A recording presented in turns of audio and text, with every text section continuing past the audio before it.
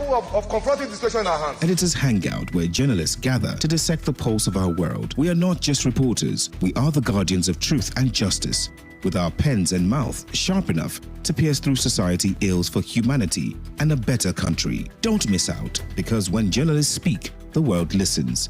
Tune in to your Shining Supreme radio station and be part of the conversation every Wednesday from 11 o'clock to 12 noon.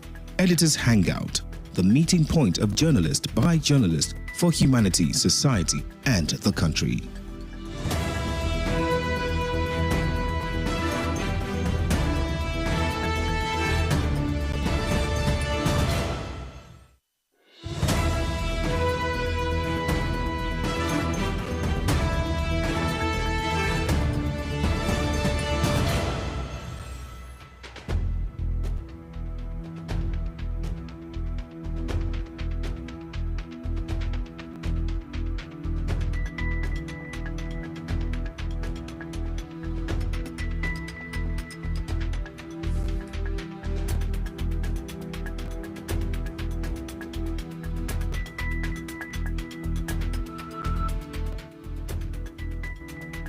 Yes, it's exactly 4 minutes past 11.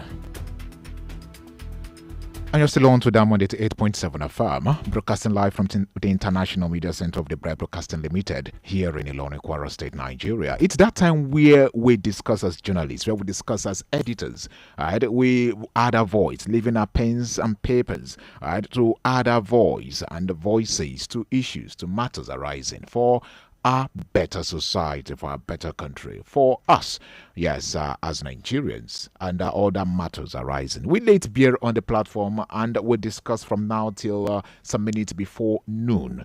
And what are we looking at this great morning?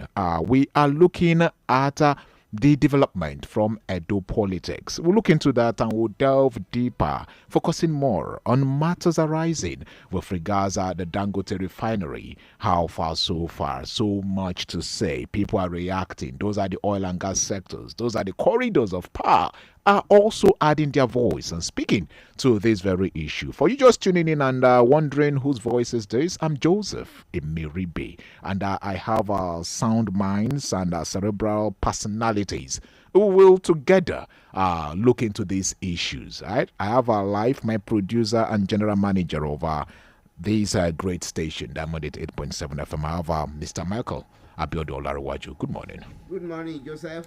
It's a pleasure. Good morning to our listeners all over the world. It's great. I want to use this opportunity to thank some of our foreign listeners too. Okay. Which I believe they are listening to us now. Alaji Salman Akau in Canada. All right. Samuel Adiagbo also in Canada. Okay. Emmanuel Wahid Adeyemi in the US, okay, and Mary Butler in US. All right.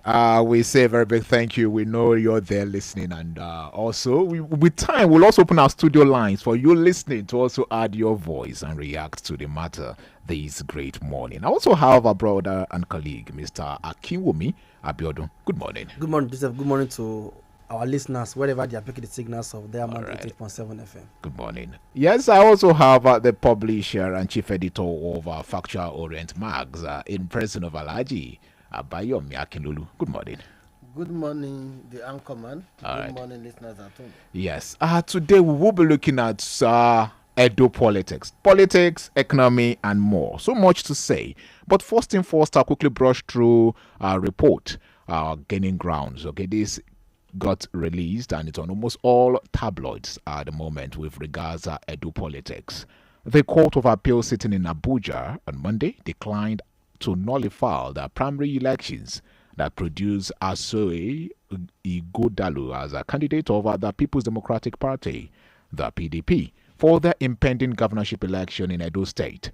The appellate court, in a unanimous decision by a three-man panel of justices, dismissed a panel that was filed by the embattled deputy governor of the state, Philip Shuaibu, who was earlier impeached from office but recently reinstated by the court. While dismissing the appeal for want of merit, the Justice A.M. Lamido-led panel said it found no reason to set aside the 17th May judgment of the Federal High Court in Abuja, which refused to invalidate the governorship primary elections over the PDP conducted in Edo State based on the suit over the appellant.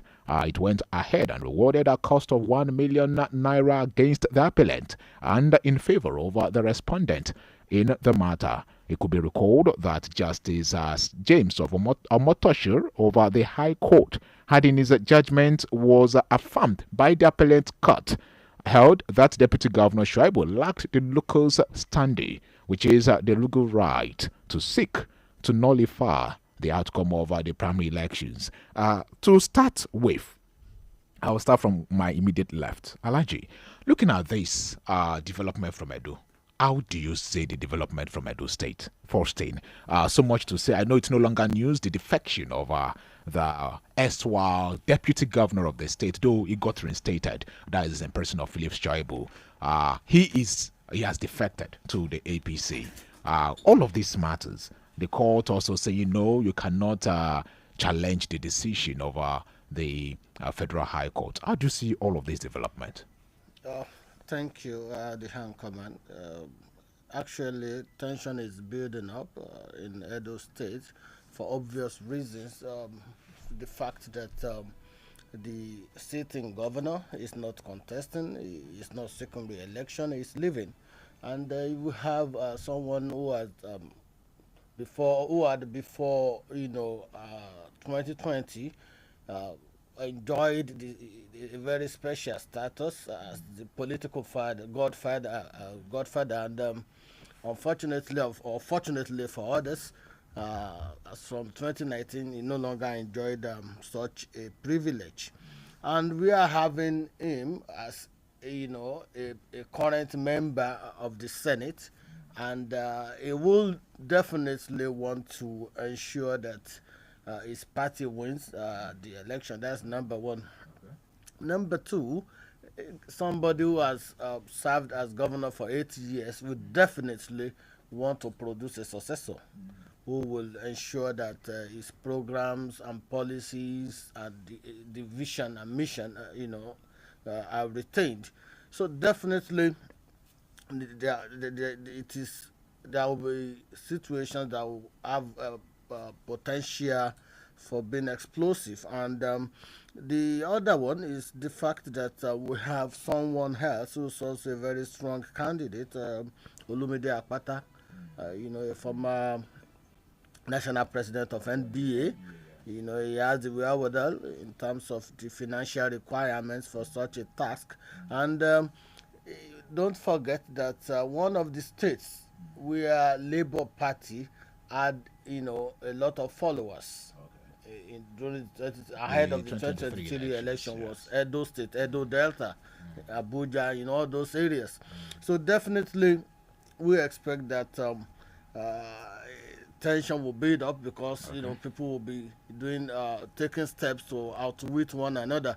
But the most important thing is that we have a ruling party that has been bedeviled by a very serious intra-party conflict, which made a serving deputy governor to not only leave the party, institute a legal action that has become a problem for the party, challenging the candidacy of Godalo, who is the party's candidate, the party's Guba candidate.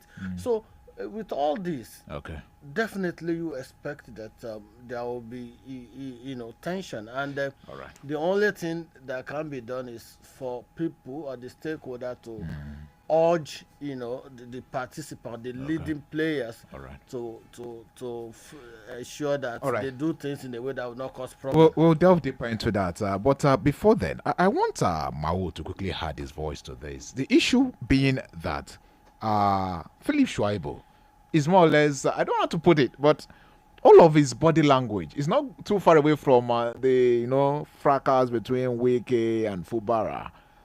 What is happening now? The effect of this sudden move on the election is fast approaching, take it or leave it, and this decision will to a great extent affect the forthcoming elections. How do you see it? And I want to also look at it, maybe looking at it from the eye of as a member of the Fourth Estate, that is as a journalist, and also looking at it as a member of the masses. How do you see all of this back and forth? Yes, thank you so much. the build-up in Edo is just a normal game of power. And the game of power in this climb, especially in Nigeria, is something that is much more complicated than the way we see it. Most of the actors in the game of power do it so much as if it is a do or die. All right. And if you recall vividly that Philip Shaibu and Obaseki teamed up in order to be able to actually remove Osiomole as the godfather of Edo politics. After the removal, the romance went on well. Philip Shaibu represented the Esan mostly in the Edo North. Obaseki is from Edo Central. Is a Benema. And mind you, there are 3 senatorial districts. It was much more a combination of the alliance between the central and the northern Edo that really worked in favor of PDP. At a point, crisis stepped in. The advent of crisis led into the intra-party, especially started from the Obi, who was the then vice chairman of the South-South PDP, and Obaseki. Now it later went into the crisis between Obaseki and Philip Shaibu. So as this crisis was mounting, one of the major factors that played out was that the internal dynamics of political parties in Nigeria is so clear that wherever those sent by the National Secretariat to go and witness the primary election will be the center that will be recognized. Yes, because it is the national affairs of is an internal affairs of the political parties. All right. For you just tuning in, this is Diamond 8.7 FM, and we are reaching you live and direct from Ilorin, Kwara State, Nigeria. You can be a part of this conversation, right? By joining us on YouTube. By searching for Diamond FM Ilorin. We are live and direct. Okay, you get to see us live and direct on YouTube. Okay, with time we'll be opening our studio lines. We're also live on our website www.diamondfm.net. www.diamondfm.net. You can get to also reach us live by calling 0913 6556 952. Sending your reactions, go straight to the point. Be as brief as possible. 0913 6556 864. These are the lines to reach us this great morning. Mr. Kiwumi, I wanted to quickly react to this. Thank God I mentioned it in a bit. The fact that all of these development, unfolding events will affect the fast approaching elections. We have to just admit that it will affect it to a great extent. But lessons from this issue of cross-carpeting. Politicians waking up today and saying, I'm no longer doing PDP. I want to switch to the APC. And tomorrow they do otherwise. All of this, it's affecting us as a people, affecting us as a society, as an entity, and comparing our kind of politics to the rest of the world. How do you say this? And if you're to advise our politicians, what would be your advice? Well, I think concerning that and the party discipline in Nigeria, we still have a long way to go. And it's obvious that our politicians, what matters to them is their interests and where they are able to gain power. Many of them, they don't like coming out of power or being out of touch. So whenever they discover that their party lose, they will move to another party. And it's a pity that, and that's why most of the time you discover that it is the judiciary that always settle matters like this. And if the party is the kind of party that they discipline, I don't expect people to be carpeting from one party to the other. And as a matter of fact, the election is fast approaching and they are already with the judiciary. I'm not surprised that this litigation will still move to after the party, after the election. Now, if we are having litigation before the election now, what will now happen after the election if the party A has won and the party B is not satisfied with the result of the election? So these are issues, and why that's why politicians said we are the politicians, they are leaving their rights for the judiciary to stymie, and that's why, as a matter of fact, even those elections are supposed to not be a staggered election because of something that happened in the past. The judiciary decided to put Oshiomhole in power. In power. Then Yes. that's why they are having separate election. And as a matter of fact, with what is going on now, our leader they will not learn their lessons. They won't. And definitely, whether we like it or not, if you talk from today to tomorrow, their interest is where they will go. And when they discover that, and what baffles me is someone that complained about political godfather in the past is now trying to become a godfather. So that means it's a matter of interest. It's not a matter of, okay, this is our ideology. If you believe that godfather should not exist in politics, why are you now becoming the godfather? The same happened in Rivers State. Yes. Wike said he does not like political godfather. He's going to end political godfather in Rivers State. After his 8 years, he's not a political godfather too. Even though what the seed is so is what he's reaping to now. Yes. So, but same thing is happening in Edo State now. Phillips Shaibu and Obaseki collide together to end political godfather, as called to them. But as a matter of fact now, the Obaseki does not want Shaibu to succeed him.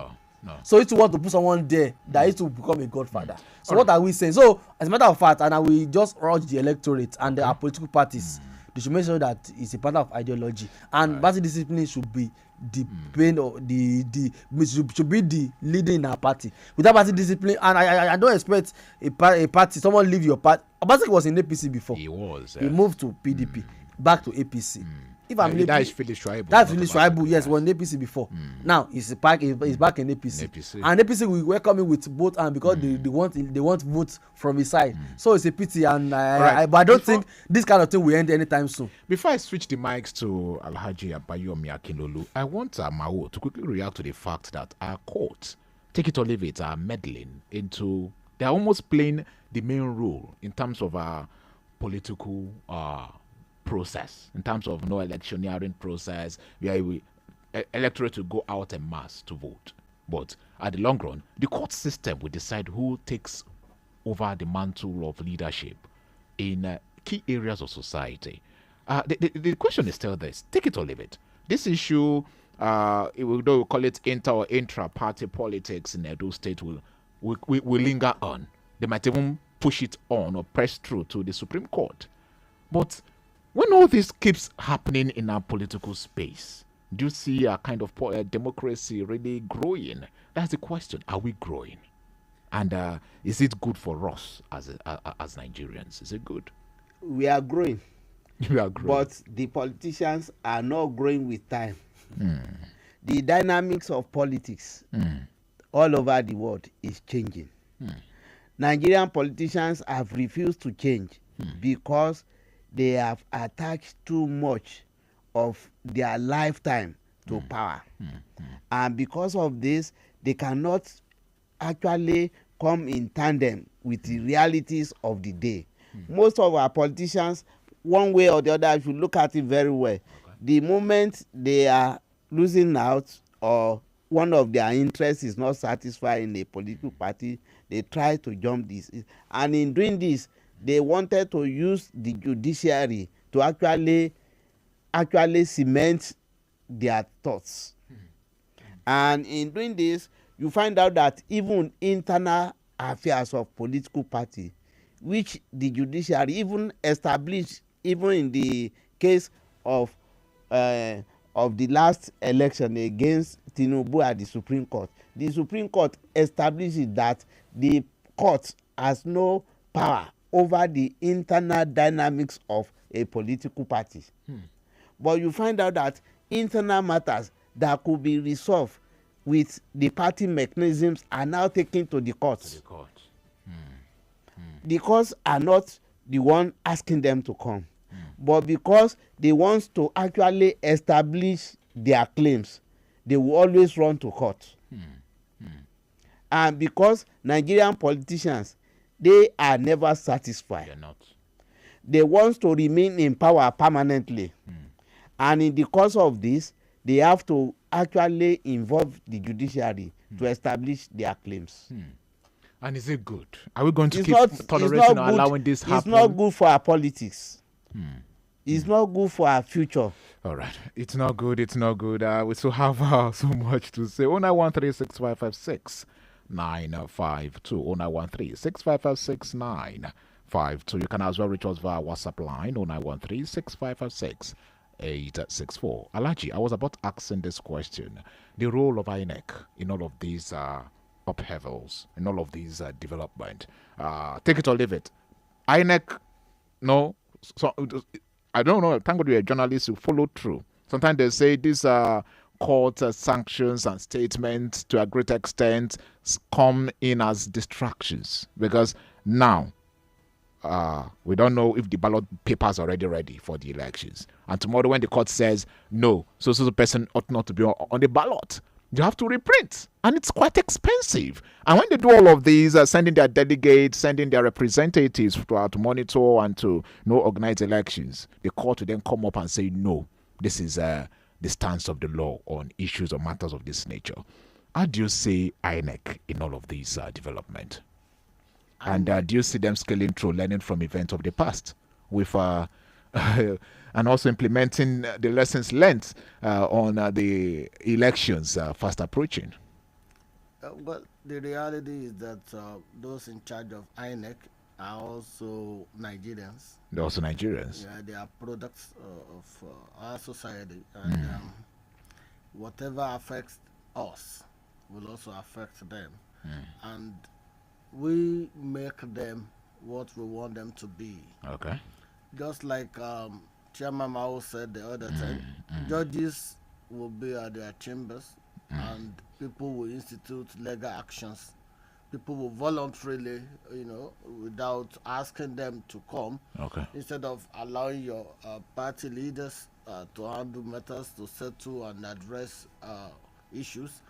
Voluntarily, they will go and file a lawsuit and ask the judge to decide. So it's not the fault of the judges. And INEC too. INEC is an electoral body, and people who are in charge are all Nigerians, and we live together in the same society, in the same community, in the same state, in the same country, and whatever is synonymous with us as Nigerians, that Nigerian factor will also be seen in them. And what I would just say is we need to strengthen the institutions. What has made things easy